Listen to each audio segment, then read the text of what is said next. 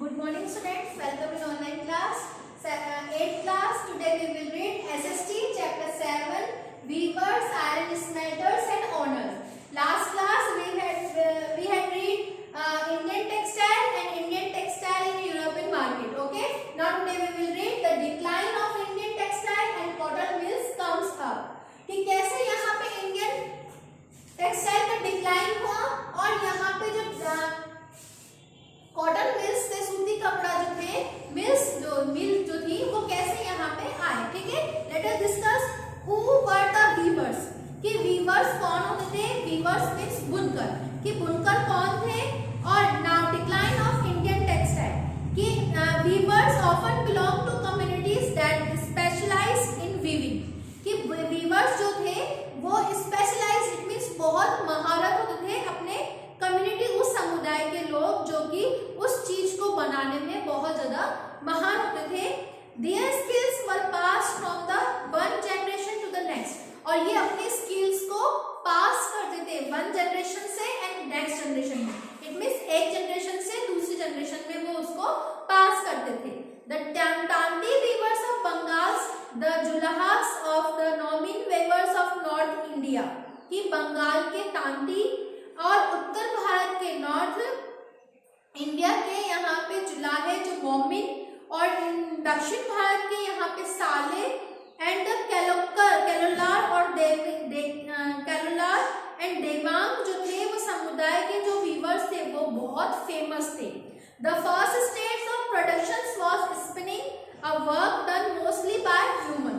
कि जो first stage थी प्रोडक्शंस की वो वर्ड थी वॉज स्पिनिंग.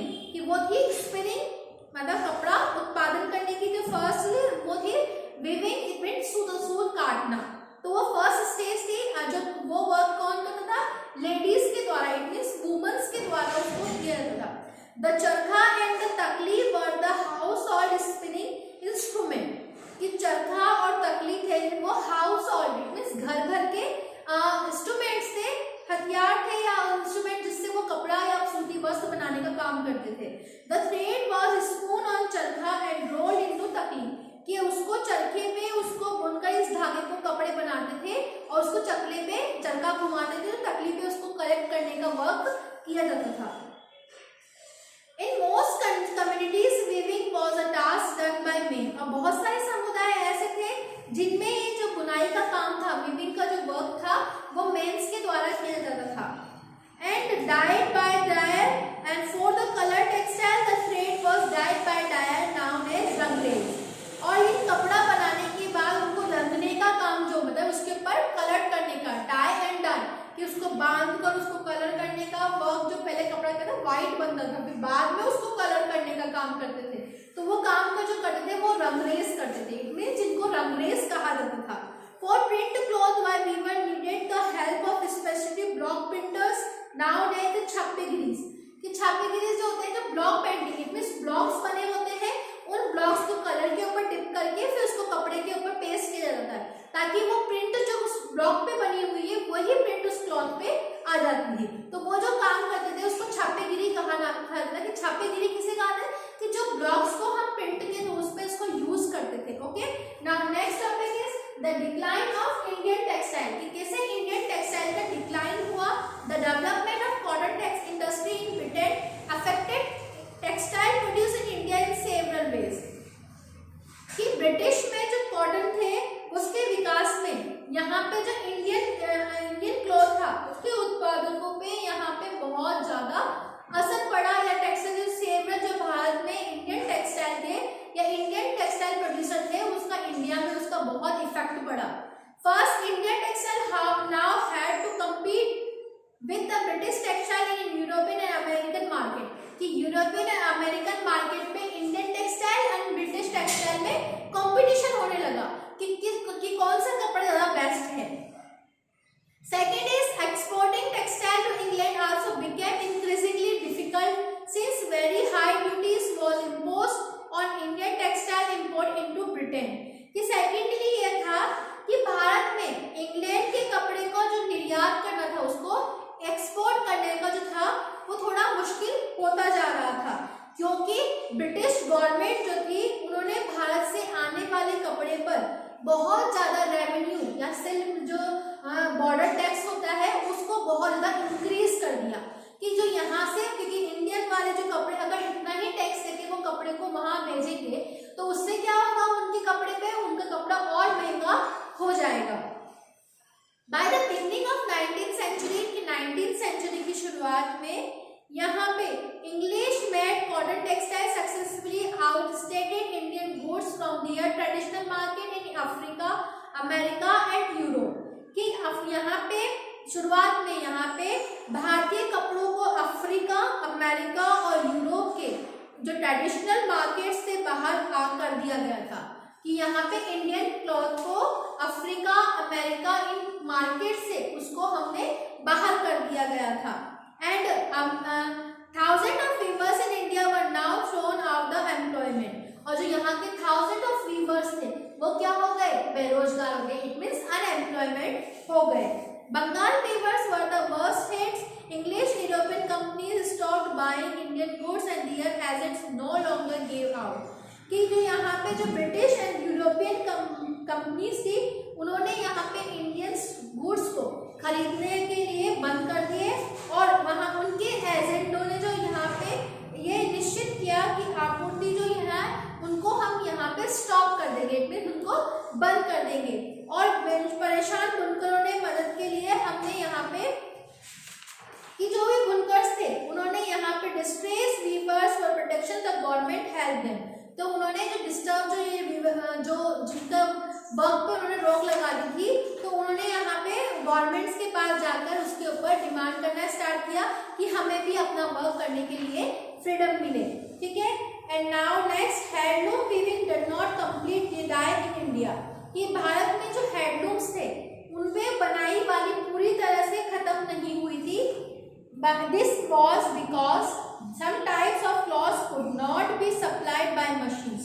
कि यही इसकी वजह थी कि जो कपड़ों की जो टाइप्स थी वो मशीनों पर नहीं बन सकती थी। कि जो कुछ क्लॉथ ऐसे थे जिनको हम मशीनों से नहीं बना सकते थे, वो तो सिर्फ अपने हैंड्स के द्वारा ही बनाए जाते थे।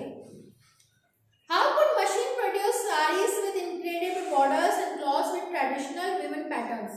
कि भले कैसे हम इन किनारियों वाली साड़ीज को परंपरागत तरीके से कपड़े जो हम है उनको हम कैसे अपनी मशीनों से बना सकते हैं, तो इसके लिए उन्होंने उसके ऊपर वर्क करना स्टार्ट किया।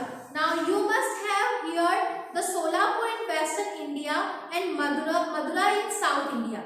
कि हमने यहाँ पे इंडिया में जो कि सोलापुर इन वेस्टर्न इंडिया, कि जो पश्चिमी इंडिया में सोलापुर है एंड मदुरा इन जो हमने उसके बारे में सुना है, हमने उसके बारे में सुना है। These towns embrace the important new centers of weaving in the late 19th century। कि ये जो शहर थे ये 19th सेंचुरी के एंड में जो बुनकरी के नए यहाँ पे जो सेंटर्स बने थे, जो हमने इसमें letter during the national movement, कि हमारे राष्ट्रीय आंदोलन के दौरान हमारे जो महात्मा गांधी जी अर्ज people boycott imported textile and hand spoon and hand woven cloth. कि कैसे उन्होंने यहाँ पे जो फॉरेन कंट्रीज की जो क्लॉथ्स थे उनको हमें बायकॉट करना था और इंडियंस जो क्लॉथ्स थे उनको हमें यूज करना था। इट मीन्स जो भारतीय कपड़े थे उनको हमें डिमांड बढ़ानी थी और जो फॉरेन कंट्रीज के कपड़े थे उसका हमें बहिष्कार करना था। ठीक है। Now next topic is cotton mills come up. कि कॉटन मिल्स कैसे यहाँ पे आने लगी थी। The first cotton mill in India was set up the spinning mill in the Bombay in 1854। कि भारत में पहले कॉटन मिल जो थी वो 1854 में बम्बई में स्थापित हुई थी। Bombay had grown import export raw cotton from the India to England and China. कि यहाँ पे जो मिल थे 19th सेंचुरी में भारत और इंग्लैंड और चीन को होने वाले कच्चे रॉ मटेरियल, कच्चे माल का निर्यात के लिए जो बॉम्बे था एक सबसे अच्छा पोर्ट था। कि बॉम्बे क्या है, समुद्र के पास में है, तो वहाँ पे पोर्ट था, तो वहाँ से अमेरिका, इंग्लैंड से और चाइना से, चीन से, तो वहाँ पे उस रॉ मटेरियल को वहाँ से इम्पोर्ट या एक्सपोर्ट किया जाता था। फिर है it was a close the west docile tract Western India where cotton was grown. When the cotton textile mills come up, they could get supplies of raw material which else कि यहाँ पे बम्बई में पश्चिमी भारत पे की काली पट्टी वाली उस विशाल पट्टी से काफी निकट, काफी क्लोज था जहाँ पे कपास की खेती की जाती थी। इट मीन्स ये एरिया उसके सबसे ज्यादा क्लोज था जहाँ पे कॉटन की फार्मिंग की जाती थी या कॉटन उगाया जाता था। ठीक है,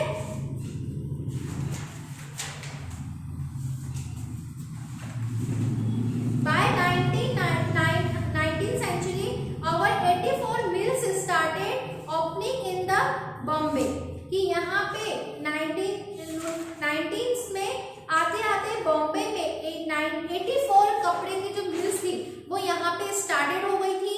and many of these were established by the Parsi and Gujarati businessmen who had made their money through trade with China कि यहाँ पे उनमें से बहुत सारी फारसी और गुजराती ऐसे ट्रेडर्स थे जिन्होंने खोली थी और उन्होंने यहाँ पे चाइना के साथ में अपने ट्रेड रिलेशंस को काफी उनसे उन्होंने काफी पैसा भी कमाया, लेकिन काफी प्रॉफिट भी कमाया। Mills can up in other cities too कि जो इस दौरान दूसरे शहरों से भी ऐसे कारखाने यहाँ पे मिल्स खोली गई। The first mill in India Ahmedabad was started in 1864 कि अहमदाबाद में भी सबसे पहले कारखाना खोला गया जो कि 1861 में खुला था। और यही year later a mill was established in Kanpur. The United Provinces growth of cotton mills led a demand of labor. Thousands of people, poor peasants, artisans and agriculture labor moved to cities to work in the mills कि जैसे ही ये mills open की गई तो बहुत सारी संख्या में यहाँ पे थाउजेंड ऑफ वीवर्स, बुनकर थे या जो पीसेंट्स किसान थे जो बेरोजगार थे, अनएम्प्लॉयड थे, तो वो अपने गांवों से शहरों की तरफ आए इन मिल्स में काम करने के लिए। In the first few decades of its existence, the textile factory industry in India faced many problems कि कुछ ही डिकेड्स में यहाँ पे जो इंडियन टेक्सटाइल के जो ऑनर्स थे या जो इंडियन टेक्सटाइल जो फेस मेनी प्रॉब्लम, तो इंडस्ट्री के तो भारत के बहुत सारे कारखानों को बहुत सारे प्रॉब्लम्स फेस करने पड़े। First India found it difficult to compete with the cheap textile imported from Britain कि पहली समस्या तो ये थी कि इस उद्योग को ब्रिटेन से आए सस्ते कपड़े का मुकाबला करना था कि क्योंकि यहाँ पे जो कपड़ा हम बना रहे थे तो वो बनाते बनाते उसकी रेट हाई होती थी, लेकिन जो ईस्ट इंडिया कंपनी थी वो न्यू टेक्नोलॉजी को यूज करके जो कपड़ा बना रही थी उसकी रेट क्या थी, कम थी। एज कंपेरिजन इंडियन टेक्सटाइल से उसकी रेट क्या थी, कम थी, और इंडियन कपड़ा जो था, इंडियन क्लॉथ जो था उसकी रेट हाई थी। तो सबसे बड़ी प्रॉब्लम उनको यही फेस करनी पड़ी कि हमें उनसे किस तरह से कम्पीट करना है और उनको किस तरह से बीट करना है। फिर है industrializations by imposing heavy duties on import, the assimilated competitions and protected in fact industry. The colonial government in India usually refused such protections of local industries. The first measures spurred in development of cotton factory production in India therefore was during the First World War when the textile import Britain declined. Indian factories were called upon the produce cloth military supplies कि यहाँ पे जो Britain के जो कपड़े थे उनका था, और जो यहाँ पे जो कंट्रीज थे वो बहुत सारी वस्तुओं पे जो क्या था, सीमा शुल्क जो उनको खत्म कर रही थी क्योंकि जो टैक्सेस लिए जा रहे थे वो बहुत हाई थे। इंडियन टेक्सटाइल के ऊपर जो टैक्सेस लिए जा रहे थे वो काफी हाई थे। जो रॉ मटेरियल बाहर से आता था उसके ऊपर भी टैक्सेस काफी लगा रहे थे, वो हम लोगों को पे करने में प्रॉब्लम हो रही थी। तो इससे यहाँ पे भारत में बहुत सारे औद्योगिक सूती जो उद्योग थे वो पहली लहर जो यहाँ पे जो फर्स्ट वर्ल्ड वॉर हुआ था उस समय देखा गया था, और जो यहाँ पे ब्रिटेन से आने वाले कपड़ों की मात्रा में भी यहाँ पे अब काफी कमी आ गई थी क्योंकि हमारे इंडियन कपड़े भी बहुत अच्छे होने लग गए थे, तो उसमें भी उन्होंने क्योंकि बाहर से उसको मंगाने के लिए उन्होंने बंद कर दिया। और जरूरतों को पूरा करने के लिए यहाँ पे जो इंडियन फैक्ट्रीज थी, इंडियन इंडस्ट्रीज थी, कपड़े के उत्पादन की यहाँ पे डिमांड भी बढ़ने लग गई थी। Okay, now your topic is clear, you must have understood. Okay, thank you.